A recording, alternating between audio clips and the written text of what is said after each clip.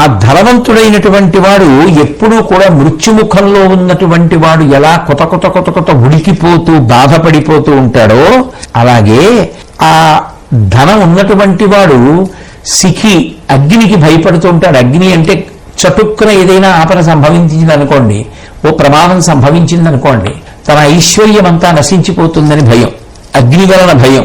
చోరాది దొంగలు మొదలైనటువంటి వాళ్ళు ఎక్కడొస్తారో, తనకున్నటువంటి ఐశ్వర్యాన్ని ఎక్కడ ఎత్తుకుపోతారో అని భయపడుతూ ఉంటాడు. ఆ కారణం చేత నిజానికి కంటి నిండా నిద్రపోలేడు. కానీ నిర్ధనుడైనటువంటి వాడికి అటువంటి బెంగ ఎక్కడుంది? కానీ ఒక్కొక్కసారి నిజంగానే ధనానికి సంబంధించినటువంటి కష్టాలు వింటే ఆశ్చర్యంగానే ఉంటాయి. నాకు తెలిసి ఉన్నటువంటి ఒక ధనవంతుల కుటుంబంలో ఒక వ్యక్తి ఒకసారి మా ఇంటికి రావడం జరిగింది.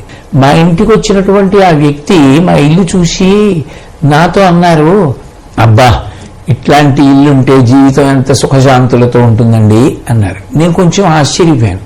ఇదేమిటి, వాళ్ళ ఇల్లు మహారాజా సౌధంలో ఉంటుంది, ఇట్లాంటి ఇల్లు ఉంటే బాగుంటుందంటే బహుశా ఏదో నా మీద గౌరవం ప్రకటించడానికో నన్ను సంతోషపెట్టడానికో అలా అని ఉంటారు అనుకున్నాను.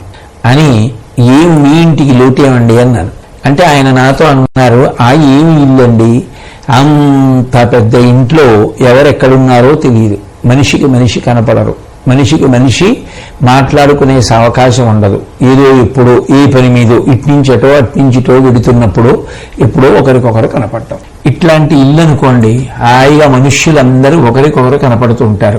ఎంత ఊరటగా ఉంటుంది, ఎంత ప్రశాంతంగా ఉంటుంది, ఎంత హాయిగా ఉంటుంది. ఏమిటి పక్క ఊళ్ళో ఉన్న వాళ్ళని కలుసుకుంటే ఏమిటి, అంత పెద్ద ఇంట్లో ఉన్నప్పుడు ఎక్కడో ఉన్న గదిలో ఉన్నవాడిని కలుసుకోవడం కూడా అంతే ప్రయత్నం. కాబట్టి హాయిగా ఉంది కదండి మీ ఇల్లు అన్నాడు. నాకు అప్పుడు అర్థమైంది, ఓహో అంతంత పెద్ద సౌధాలలో ఉండేవారికి ఉండే కష్టాలు వాళ్ళకి ఉంటే ఇలా ఉందనుకున్నాను నేను. భీష్ముడు అదే చెప్తున్నాడు. మరి నిజంగా అటువంటి విషయంతో పోలిస్తే హాయిగా అందరూ ఒకళ్ళకొకళ్ళు ఎదురుగుండా కనపడుతూ జీవించగలగడం, మాట్లాడుకుంటూ ఉండడం, కష్టం సుఖం చెప్పుకుంటూ ఉండడం, కలిసి తింటూ ఉండడం, కలిసి కనపడుతూ ఉండడం, మాట్లాడుకుంటూ ఉండడం ఎంతటి మహదైశ్వర్యం. తీసుకోగలిగితే అందులో కూడా అంత సౌభాగ్యం ఉందన్నమాట అనిపించింది నాకు. కాబట్టి విను సిఖి చోరాది ముఖ్య విషయాపదలకు, ఈ అగ్ని చోరభయం ఇటువంటి వాటికి ధనవంతుడు ఎప్పుడూ భయపడుతూ ఉంటాడు.